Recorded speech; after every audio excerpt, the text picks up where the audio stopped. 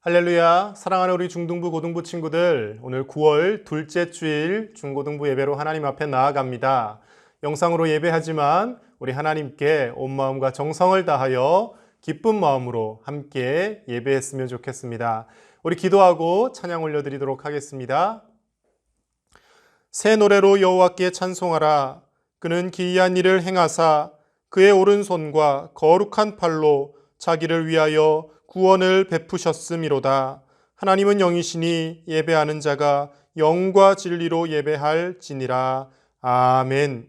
사랑의 하나님 아버지, 9월 둘째 주일 또 교회 창립 113주년을 맞아서 하나님 앞에 나와 기쁨으로 예배하게 하시니 감사를 드립니다. 우리 광양제일교회가 선교사님들의 피와 땀으로 인하여서 113년 전에 이 땅 가운데 세워졌고 하나님께서 수많은 하나님의 자녀들을 우리 교회를 통하여 양육하시고 수많은 믿음의 사람들을 보내어 주심을 감사를 드립니다. 하나님 아버지, 이제 우리가 다가오는 120년, 130년 그 이후의 시간까지도 하나님의 영광을 위하여 나아가는 교회가 되게 하시고, 특별히 사랑하는 우리 중등부, 고등부 친구들이 온전히 주님만을 의지하며 하나님 앞에 거룩하게 쓰임받는 하나님의 자녀들로 성장해 갈 수 있도록 인도하여 주시옵소서. 이 시간 하나님 앞에 드리는 귀한 예배를 통하여서 온전히 하나님께서 영광 받으실 줄 믿사오며 예수님의 이름으로 기도드립니다. 아멘.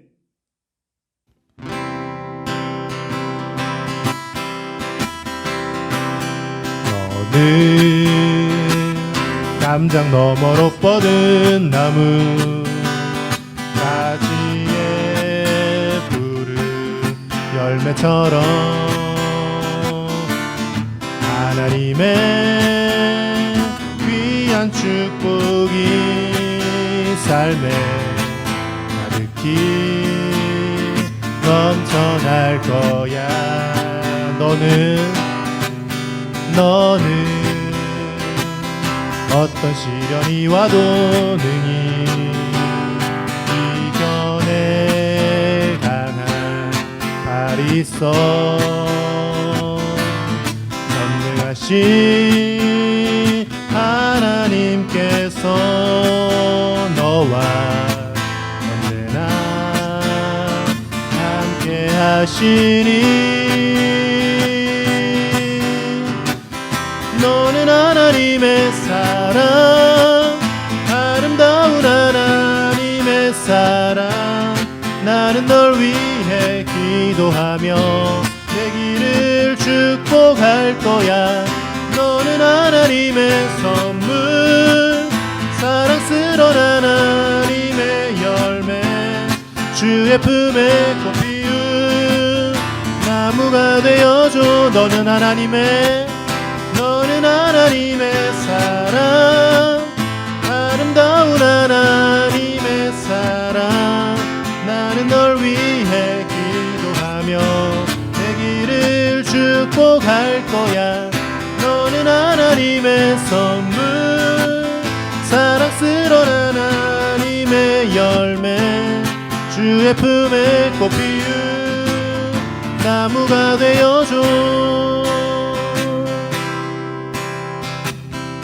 고달픈 삶의 은혜도 무뎌지고 또 사라질 것에 내 맘 두네. 헛되고 헛된 것들을 바라보며 그 은혜를 놓치며 살았네. 주어진 삶을 묵묵히 살아가며 날 붙드신 주 예수를 보내. 사망 가운데 놓여진 나의 삶을 날 건지신 그 이름 예수. 나의 한숨을 바꾸셨네. 주를 향한 노래로, 소망의 노래로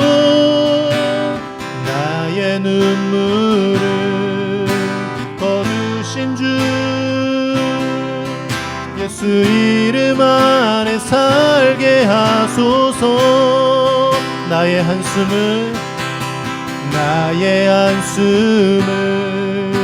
바꾸셨네.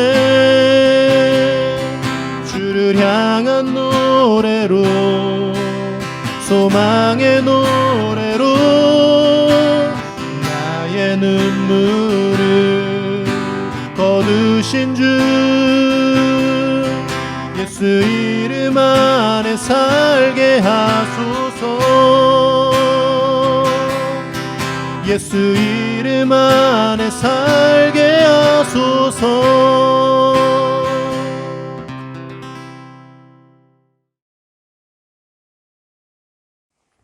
우리 예배를 위해서 마음모아 함께 기도하겠습니다. 하나님 아버지, 은혜에 감사를 드립니다. 사랑하는 우리 중등부 고등부 친구들을 오늘도 이 예배 자리 가운데 불러주시고 어렵고 힘든 시간 가운데 있을지라도 하나님의 은혜를 기억하며 영상으로라도 예배할 수 있게 하심을 감사를 드립니다. 하나님, 삶의 어떠한 상황 가운데 있다 할지라도 우리를 구원하시는 하나님으로 인하여 기뻐하며 감사하며 예배하게 하시고 참된 예배자로 살아가는 우리 중고등부 친구들이 다 되게 하여 주시옵소서. 113년 동안 우리 광양제일교회를 지켜보호하심에 감사를 드립니다. 우리 이제 중고등부 친구들이 앞으로 믿음의 주역들이 되어서 우리 교회를 더욱더 성장시키며 하나님의 영광을 위하여 이끌어 나가는 귀한 하나님의 자녀들 다 되게 하시고 하나님께서 주시는 큰 믿음과 성령의 충만함을 입어서 하나님의 영광을 나타내는 귀한 믿음의 친구들이 되게 하여 주시옵소서. 이 시간도 하나님의 귀한 생명의 말씀 선포하실 박성수 목사님을 성령으로 충만케 하시고 힘과 능력을 더하여 주셔서 선포되어지는 귀한 말씀을 통하여 하나님의 뜻이 우리 중고등부 친구들에게 전해지게 하시고 그 말씀 듣고 결단하며 변화되는 복된 시간 되게 하여 주시옵소서. 감사를 드리며 예수님의 이름으로 기도드립니다. 아멘. 오늘 함께 나눌 하나님의 말씀은 느헤미야 8장 말씀입니다. 2절에서 3절 그리고 8절에서 9절 말씀 제가 읽겠습니다. 먼저 2절에서 3절 말씀입니다. 일곱째 달 초하루에 제사장 에스라가 율법책을 가지고 회중 앞 곧 남자나 여자나 알아들을 만한 모든 사람 앞에 이르러 수문 앞 광장에서 새벽부터 정오까지 남자나 여자나 알아들을 만한 모든 사람 앞에서 읽음에 뭇 백성이 그 율법책에 귀를 기울였는데 8절에서 9절입니다. 하나님의 율법책을 낭독하고 그 뜻을 해석하여 백성에게 그 낭독하는 것을 다 깨닫게 하니 백성이 율법책의 말씀을 듣고 다 우는지라. 총독 느헤미야와 제사장 겸 학사 에스라와 백성을 가르치는 레위 사람들이 모든 백성에게 이르기를 오늘은 너희 하나님 여호와의 성일이니 슬퍼하지 말며 울지 말라 하고. 아멘. 사랑하는 중고등부 친구들, 이번에 광양에 코로나가 많이 확산이 돼서 우리 지금 자가격리 중인 친구들도 많이 있을 것 같고 많이 힘든 상황이 있지만 우리 친구들 힘내고 또 하나님께서 이 어려움 잘 지나갈 수 있도록 위해서 함께 기도했으면 좋겠습니다. 요즘 뉴스를 본 적이 있나요? 뉴스 보기가 쉽지 않죠. 막 TV를 계속 보지 않는 한 뉴스 보기가 쉽지 않지만 요즘 한참 대통령 선거에 나갈 후보들이 나와서 여러 가지 싸움을 하고 있습니다. 열심히 싸워서 자기가 대통령이 되고 싶다고 내가 대통령감이라고 막 이렇게 주장을 하고 있어요. 시끌시끌합니다. 근데 그들이 늘 주장하는 게 하나 있어요. 늘 주장하는 거 하나. 바로 개혁해야 된다라는 겁니다. 개혁해야 된다. 이게 무슨 뜻일까요? 예. 우리나라는 이제 대통령을 뽑잖아요. 선거를 통해서 대통령을 뽑습니다. 그렇기 때문에 국민들이 마음에 들어 할 그런 공약들을 내세워야 하는데 언제나 보면 개혁해야 된다라는 주장이 나와요. 왜냐하면 국민들이 어딘가는 마음에 들어하지 않은 부분들이 분명히 있을 거거든요. 완전한 대통령이 있을까요? 대통령이 있다 그래도 사실 어떻게 모든 사람들의 그 마음을 채워줄 수 있겠습니까? 그렇기 때문에 어딘가 마음에 안 들 그 사람들을 위해서 개혁해야 된다라고 많이 말을 합니다. 그런데 이 개혁이라는 말은 어떤 뜻이냐면 더 좋도록, 개자가 이렇게 더 나아진다라는 뜻이니까 더 좋도록 이렇게 새롭게 한다라는 뜻입니다. 혁자는 이렇게 새롭게 한다 그런 의미이기 때문에 그렇게 해서 더 좋도록 새롭게 만드는 것 그것이 개혁입니다. 그냥 이렇게 개선한다 이런 수준이 아니라 뭔가를 이렇게 뒤집어 엎겠다 막 이런 의미가 바로 이 개혁이죠. 그렇다면 중요한 게 하나 있어요. 여러분 더 좋다라는 게 어떤 의미일까요? 어떤 것을 기준으로 해서 이게 더 좋다 나쁘다를 판단할 수 있을까요? 그것 때문에 지금 싸우고 있는 겁니다. 이게 누군가한테는 더 좋은 것이고 누군가한테는 더 나빠지는 거예요. 그것 때문에 지금 이렇게 싸우는 것이죠.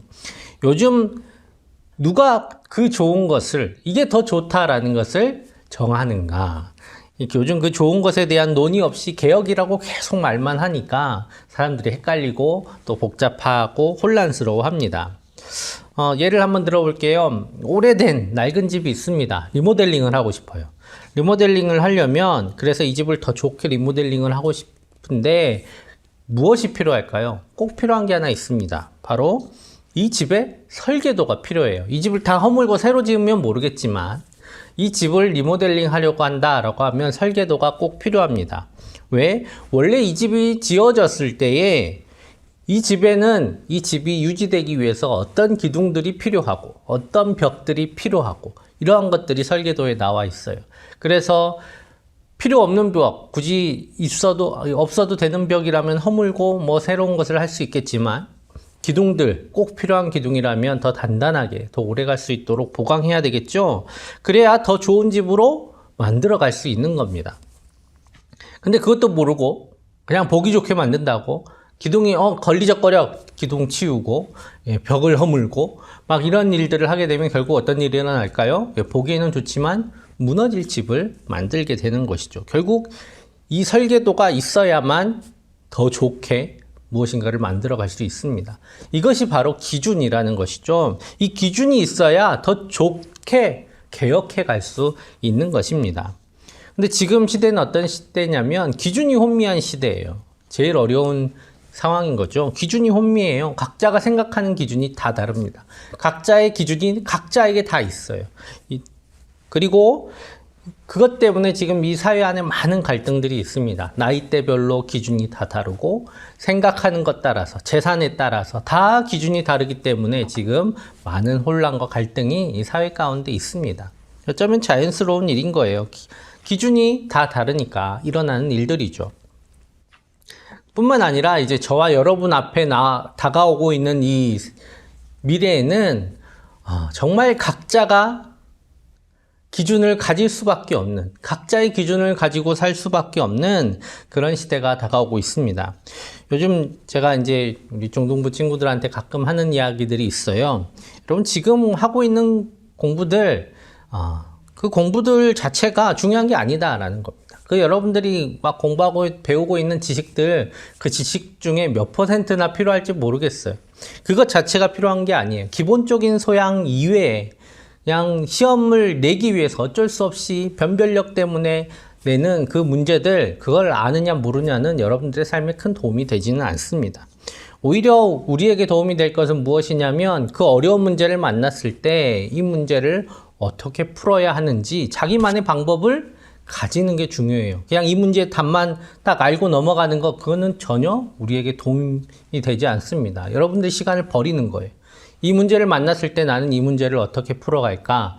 이 푸는 방법들을 훈련하는 것, 연습하는 것이 여러분들한테 훨씬 도움이 됩니다. 왜냐하면 이 답은 그 문제 그냥 시험지 안에 박혀있는 답이에요. 이거 알든지 모르든지 여러분들 삶에 전혀 도움이 되지 않지만 이 문제를 만났을 때 내가 이 문제를 잘 보고 이 문제의 핵심을 관찰하고 이 핵심을 찾아내고 이 문제를 풀어낼 수 있는 도구를 찾고 그리고 그 도구를 이 문제에 맞춰서 잘 사용하는 것, 이것이 바로 문제를 풀어가는 방법입니다. 왜 이게 필요하냐면 예전에는 성적만 좋으면 됐어요. 그러면 좋은 학교를 가고 좋은 직장을 얻을 가능성이 높지만 이제는 그렇게 세상이 되지 않습니다. 그렇게 살아갈 수가 없어요. 이제는 각자가 가지고 있는 새로운 길을 찾아낼 수 있는 능력이 없으면 회사에서도 이 사람을 받아들일 수가 없는 겁니다. 성적 좋다고 우리나라 성적이 어떻게 나오는지 회사 사람들도 잘 알아요. 예, 과외만 죽자고 받아가지고 지식만 이렇게 답 푸는 법만 배워가지고 답을 다 외워가지고 그런 사람들이 회사에서 새로운 길을 개척해야 되는 일들을 해낼 수 있을까? 회사 사람들이 그걸 모르지 않습니다. 여러분, 우리가 해야 될 것은 좋은 성적이 나오는 게 아니라 문제를 빨리빨리 답을 막 빨리 찾아내는 그런 게 중요한 것이 아니라 이 문제를 보고 내가 어떻게 풀어가야 하는지 그것들이 더 필요한 것이죠. 그러니까 답을 구하는 과정이 더 중요합니다. 그 과정을 여러분들이 훈련하는 것이다 라고 생각하고 공부하면 비록 성적이 좋지 않다 하더라도 여러분들은 잘하고 있는 거예요. 왜 이야기를 하냐면 앞으로 세상은 그런 것들이 필요하기 때문입니다. 앞으로는 어떤 정답이 존재하는 것이 아니에요. 한번 정답이 있으면 이게 평생 정답이 되는 그런 세상이 아닙니다. 계속해서 바뀌는 세상이에요. 그래서 우리는 계속 길을 찾아가야 됩니다. 우리 앞에 계속해서 우리가 모르는 길들이, 우리가 모르는 세상이 오기 때문에 그 안에서 길을 찾는 능력이 우리 가운데 필요하다라는 것이죠. 이제 앞으로 세상 어떤 세상이냐면요. 여러분 이런 거랑 비슷해요. 나는 롤을 해요. 내 친구는 배그를 해. 두 사람이 모였어요. 두 사람이 만나서 이야기를 하는 거야. 야, 이기려면 어떻게 해야 되냐? 그러면 두 사람이 같은 대답이 절대 나오지 않겠죠. 네. 왜냐하면 각자의 세상이 달라요. 각자가 살아가는 세상이 다르고 그 세상에서 추구하는 것이 다르다라는 겁니다. 물리적으로 옆에 있지만 서로 살아가는 세상이 다른 세계가 지금 다가오고 있어요. 여러분 메타버스 막 이런 얘기들 막 나오잖아요. 특히 고3 친구들은 메타버스 잘 읽어놓고 가야 돼요. 수능에 나올 수도 있어. 이런 이야기들. 왜? 메타버스는 각자가 가상의 세계 속에서 자기의 살 길을 이제 찾는 거예요. 그냥 예전처럼 게임하고 나오는 것이 아니라 그 안에 나의 생계가 담겨 있을 수도 있다라는 겁니다. 그렇기 때문에 이제 다가오는 세상을 우리는 준비해야 돼요. 가끔 이런 얘기하면 다른 세상 이야기를 하는 것처럼 느낄 때가 있습니다. 자, 잠깐 딴소리일 수도 있지만 20년 뒤의 모습이 저랑 비슷하다고 생각하면 돼요. 여러분의 20년 뒤쯤이면 저랑 비슷한 나이대 미칠 거예요. 네, 이렇게 제 나이가 알려주면 안 되니까. 20년 전에, 제가 20년 전에 무슨 일이 있었는지 알려드릴게요. 제가 20년 전에 삐삐가 있었어요. 삐삐가 있었고, 대학교 갈 때쯤에 휴대폰이 나왔어요. 통화와 문자를 할 수 있는 휴대폰. 예, 터치폰이 아니라, 여러분 알죠? 예, 할머니들 요즘 가끔 갖고 다니는 그 폰이 있었어요. 그리고 군대에 다녀와서 회사에 갈 때쯤 돼서 아이폰이 세상에 처음 알려졌습니다. 여러분, 이 스마트폰이라는 게 나온 게 10몇 년밖에 되지 않았어요. 그런데 세상이 지금 이렇게 많이 바뀌었습니다.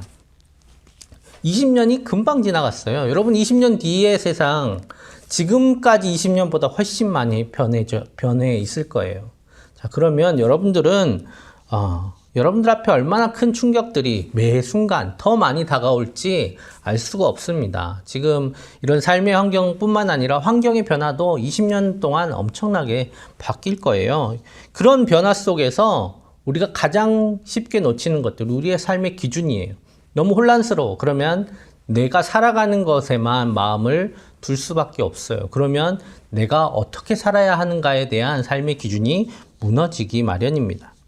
그래서 만약에 그 기준을 우리가 놓치게 되면 어떻게 살게 되냐면 정말 바람에 나는 먼지들처럼 살아가게 되는 겁니다. 정말 하루하루를 살아가고 하루하루를 즐기는 것만이 삶의 유일한 목적이 되는 그런 삶을 살아갈 수 있게 되는 거죠. 그래서 우리에게는 우리의 삶을 끌어갈 우리의 삶의 기준과 방향이 필요합니다. 그것이 바로 하나님의 말씀이에요. 이 말씀을 통해서 이 세상은 더 좋은 것이 무엇이고 좋지 않은 것이 무엇인지, 옳은 것은 무엇이고 틀린 것은 무엇인지를 구분하며 발전해 오기도 하고 후퇴하기도 했습니다. 그것의 기준이 되는 것이 바로 하나님의 말씀이다라는 겁니다. 세계가 지금까지 어떻게 변화되어 왔는가? 그냥 이렇게 쭉 개선되어 온 게 아니에요. 중간중간에 세상이 뒤집히는 일들이 계속해서 있었습니다. 그 세계 내의 많은 개혁들 가운데 일어난 계기, 그 개혁이 일어난 계기가 바로 성경입니다. 성경을 통해서, 하나님의 말씀을 통해서 개혁의 계기가 마련되고 있었어요. 이 성경 아주 오래된 역사가 담겨 있습니다. 수천 년의 역사가 담겨 있어요. 아주 고대의 역사가 이 안에 담겨 있는데 그 안에서 어떻게 하나님의 말씀을 통해서 개혁이 일어났는지가 오늘 성경에 담겨 있습니다. 하나님의 말씀이 임했을 때에 이집트의 노예였던 이스라엘 민족이 이제 하나님의 백성인 이스라엘로 세워질 수가 있었습니다. 하나님의 말씀이 그들을 이스라엘로 만든 거예요. 그냥 민족인 족속의 혈통으로 그것이 이루어진 게 아니라 하나님의 말씀이 모세와 여호수아를 통해서 선포되었을 때 그들이 이스라엘 민족이 되었습니다. 뿐만 아니라 이제 그 시기를 전해서 책도 없고 가르침도 끊기니까 사람들이 몰라요. 말씀 모르니까 다시 자기의 삶대로 뿔뿔이 자기만을 위해서 살아가면서 또 무너지는 시기가 있었습니다. 그때에 하나님의 말씀을 다시 가지고 찾아온 사람들, 그 사람들이 바로 사사들이었습니다. 사사들은 나가서 싸우고 전쟁하고 하는 사람들이 아니라 바로 판관들, 재판관들을 이야기하는 거였어요. 재판관이 뭐예요? 이것은 옳다, 이것은 그르다 말하는 사람이죠. 하나님의 말씀을 기준으로 사람들을 다스리는 사람들, 그래서 그 기준이 무엇인지 가르치는 사람들이 사사였습니다. 사사가 나타나는 시기에는 이스라엘이 회복되고 또 사사가 없는 시기에는 이스라엘이 무너지는 것이 반복되는 역사, 그것이 사사기에 담겨 있어요. 또 이스라엘 왕국 시절에 주변 나라들과 교류하면서 살다 보니까 하나님 말씀 다 잊어버리고 그들이 잘 사는 것, 그들이 잘하는 것, 그것들 다 받아들였어요. 그래서 우상 숭배하고 또 가난한 사람들을 압제해서 부자 되는 법을 배우고 이런 것들을 통해서 점점 또 이스라엘이 멸망해 갈 때에 그런 왕국을, 그 나라를 개혁할 수 있었던 것은 바로 하나님의 말씀을 발견했기 때문입니다. 열왕기에 이런 말씀이 있습니다. 요시야 시대 때 하나님의 말씀이 발견됐어요. 대제사장 힐기야가 서기관 사반에게 이르되 내가 여호와의 성전에서 율법책을 발견하였노라 하고 힐기야가 그 책을 사반에게 주니 사반이 읽으니라. 왕이 율법책의 말을 듣자 곧 그의 옷을 찢으니라. 아멘. 말씀을 지금까지 잃어버렸어요.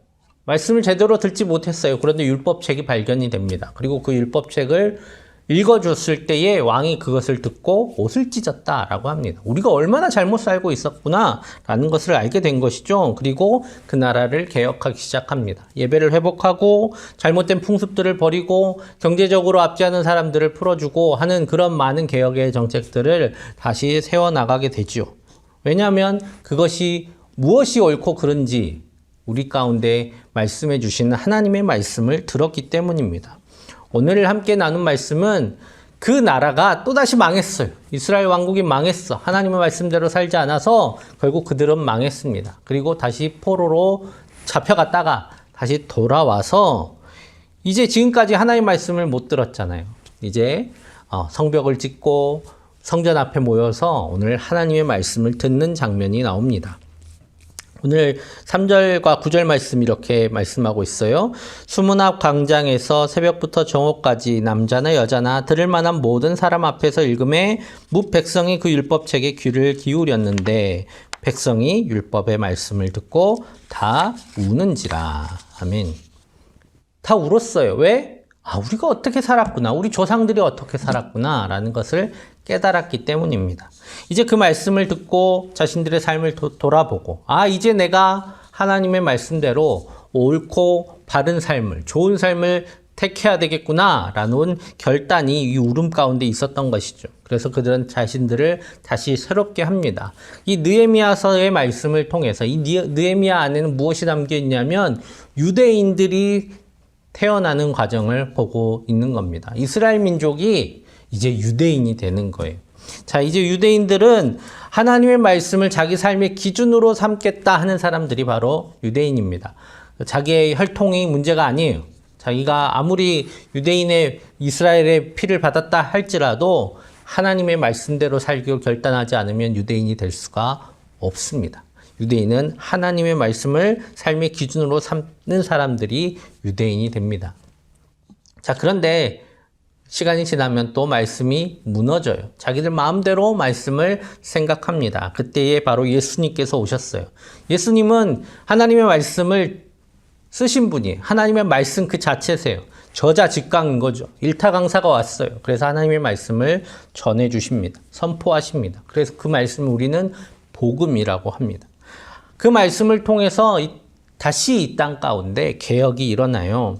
하나님의 사랑을 사람들이 알게 되고 지금까지 알고 있었던 하나님이 아닌 예수님이 가르쳐 주신 진정한 하나님을 알게 되고 그 하나님을 따라서 살아가게 됩니다. 그래서 그 사람들이 바로 교회를 이루었어요. 예수님의 십자가에 나타난 하나님 사랑 그 자체가 이제 말씀이 되어서 이 세상의 기준이 됩니다. 무엇이 옳으냐? 하나님의 사랑을 드러내는 것이 옳다라는 것이 되는 것이죠. 그리고 이 기준을 잊어버릴 때에 세상은 암흑 속에 빠지게 됩니다. 우리가 중세시대를 암흑시대라고 하는데 그것을 하나님의 말씀을 잊어버린 시대이기 때문에 그래요. 중세시대에 다 나쁜 사람들 이렇게 생각하면 안 돼요. 왜냐하면 그 시대 사람들은 하나님의 말씀을 읽을 수가 없었어요. 읽는 사람들도 가르칠 수가 없었어요. 그런 시대 가운데서 말 그대로 어둠의 시대가 온 겁니다. 하나님의 말씀이 무엇인지 모르고 무엇이 옳고 그른지 모르는 시대. 그 시대가 바로 중세시대였죠. 그런데 그 시대 가운데 다시 말씀을 회복하게 할 때에 개혁이 일어납니다. 바로 종교개혁은 그것 때문에 일어났어요. 라틴어로 적혀있던 아무도 알아보지 못했던 그 말씀을 이제 각자의 나라의 언어로 번역해서 사람들이 알아듣게 선포했을 때에 사람들은 무엇이 하나님의 뜻인지 깨닫고 자기의 삶을 개혁시키게 됩니다. 이러한 개혁들이 계속해서 이 땅 가운데 일어나서 지금의 우리가 살고 있습니다.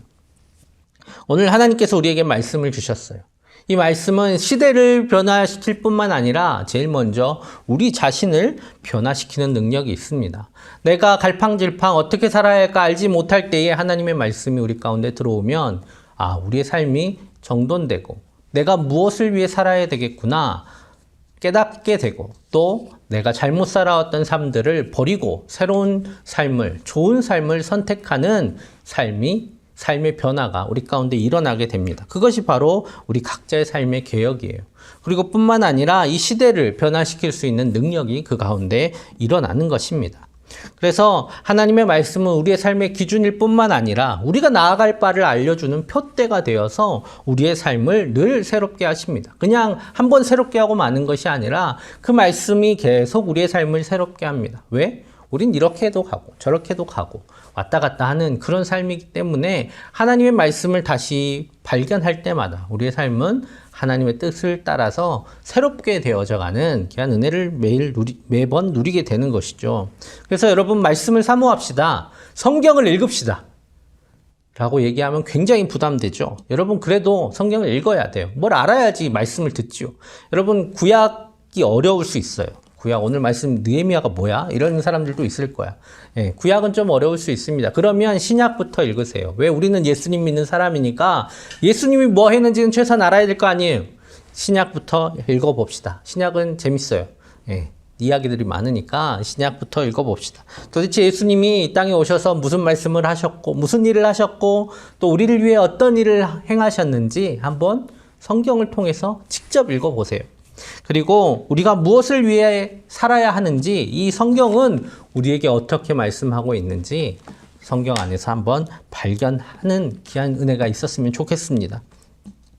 정이 어려우면 진짜 성경 못 읽겠다. 내 책 읽는 게 내 스타일이 아니야 라고 한다면 예배 시간만큼이라도 집중해서 하나님 말씀 들었으면 좋겠습니다. 이 시간 영상으로 예배 드릴 때 제일 힘든 게 아마 이 말씀 듣는 시간일 거예요. 여러분 이 시간만큼이라도 집중해서 말씀을 들읍시다. 그 말씀을 통해서 우리 가운데 믿음의 푯대가 세워지고 그것을 통해서 우리 안에 계속해서 새로워짐이 일어날 때에 우리는 말씀 없는 사람들과 다른 하나님께서 원하시는 삶 그리고 우리에게 좋은 삶을 살아가게 될 겁니다. 그래서 이 하나님의 뜻을 이 땅에 이루어가는 사람들 나는 하나님의 종인가? 그게 아니라 하나님께서 우리에게 좋은 삶을 주시기를 원하시기 때문에 그 하나님의 뜻을 이루는 사람이 곧 행복하고 좋은 삶을 선택한 사람들입니다.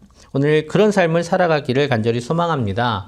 여러분 이제 혼란한 때가 오고 있어요. 이미 혼란하잖아요. 이 코로나 이건 뭐야 도대체. 지금까지 생각지도 못했던 일들이 지금 일어나기 시작했어요.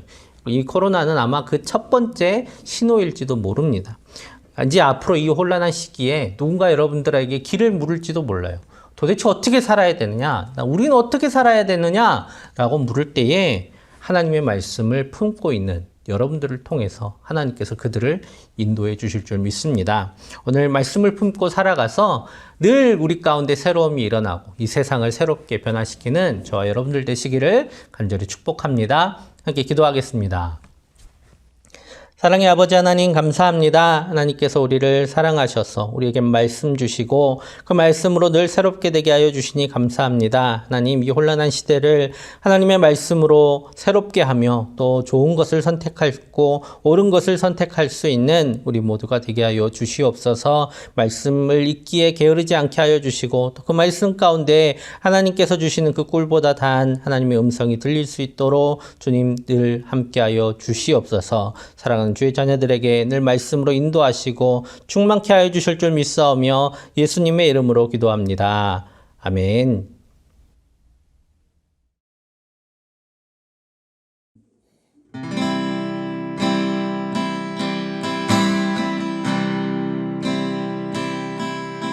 나의 피난처 예수 의지해요. 나의 피난처 예수 의지해요.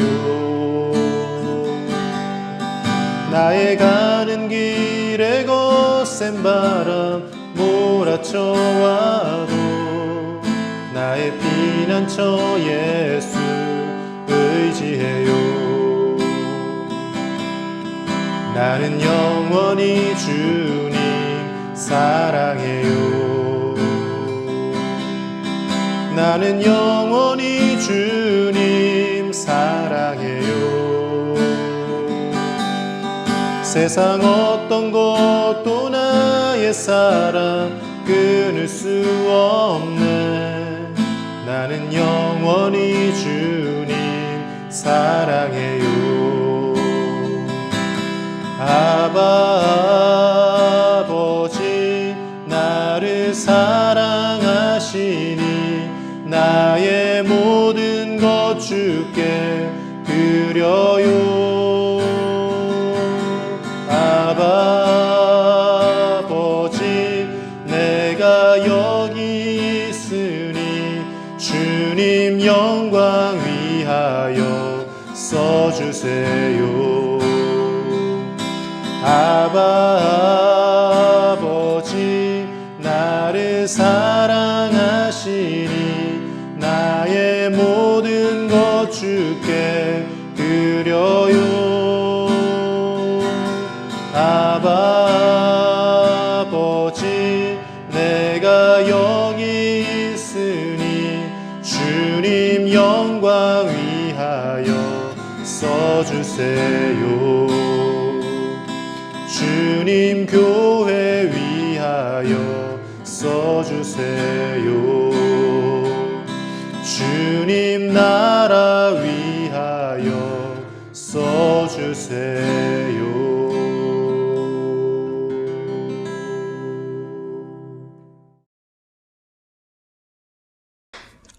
드려진 예물 위해서 함께 기도하겠습니다. 사랑의 아버지 하나님, 주님께서 사랑하시는 귀한 자녀들이 마음을 모아 주님 앞에 예물을 드립니다. 비록 영상으로 또 하나님 앞에 나와 모여서 예배드리지 못하지만 마음을 모아 주님 앞에 우리의 정성을 드리오니 주님께서 이 정성 받으시고 하나님의 크신 은혜로 함께하여 주시옵소서. 하나님께서 주시는 귀한 은혜를 매일매일 누리며 살아가기를 원합니다. 말씀을 듣는 귀한 귀를 허락하여 주시고 영적으로 열려있는 귀한 눈과 또 마음을 주셔서 하나님께서 주신 말씀 듣고 그 말씀대로 살아가는 귀한 우리의 자녀들 다 될 수 있도록 주님 은혜 베풀어 주시옵소서. 하나님 공부하는 중에 있습니다. 주님 지혜와 명철을 가득히 부어주시고 주님께서 필요한 일들 행할 수 있도록 주님 지치지 않는 건강과 체력도 허락하여 주시옵고 또 특별히 자가격리 중에 있는 많은 주의 자녀들 외롭지 않도록 힘들지 않도록 주님들 도와주셔서 이 어려운 시기 잘 이겨나갈 수 있도록 함께하여 주시옵소서. 하나님 고3 수험생들 있습니다. 주님 마무리 공부하고 있는 귀한 주의 자녀들에게 지혜를 더하여 주시되 특별히 담대함도 더하여 주셔서 마지막까지 동요하지 않고 하나님께서 주신 담대함으로 잘 감당할 수 있도록 주님 은혜 주시고 우리 귀한 주의 자녀들의 앞길을 주님께서 책임져 주옵소서. 취업을 준비하는 사랑하는 주의 자녀들도 그 길을 열어주시고 좋은 길 열어주셔서 하나님께서 주신 이 삶 힘있게 또 하나님의 뜻을 이루어가며 살아가는 데 부족함 없도록 주님께서 함께하여 주옵소서. 좋은 만남들과 좋은 관계들 이루어갈 수 있도록 주님께서 늘 돌보아 주시고 주님 모든 어려움도 이겨나갈 수 있는 주님께서 주시는 담대함과 또 용기를 더하여 주시옵소서. 오늘 이 한 주의 삶도 주님께서 지키시고 돌보시고 주님의 은혜로 가득히 채워주실 줄 믿사오며 예수님의 이름으로 축복하며 기도하옵나이다. 아멘.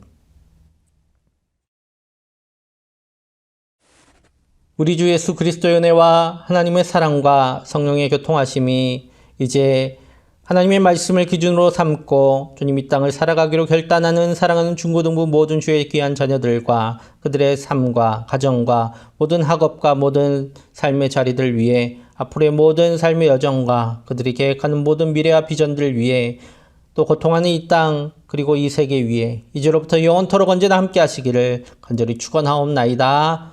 아멘. 사랑하는 중고등부 친구들, 특별히 또 자가격리 중인 많은 친구들, 여러분 힘내시고 또 이 어려움도 좋은 경험으로 삼기를 간절히 축복합니다. 여러분 한 주간도 행복하게 지내시고 또 우리 고3 친구들 화이팅! 예, 행복한 한 주 되십시오.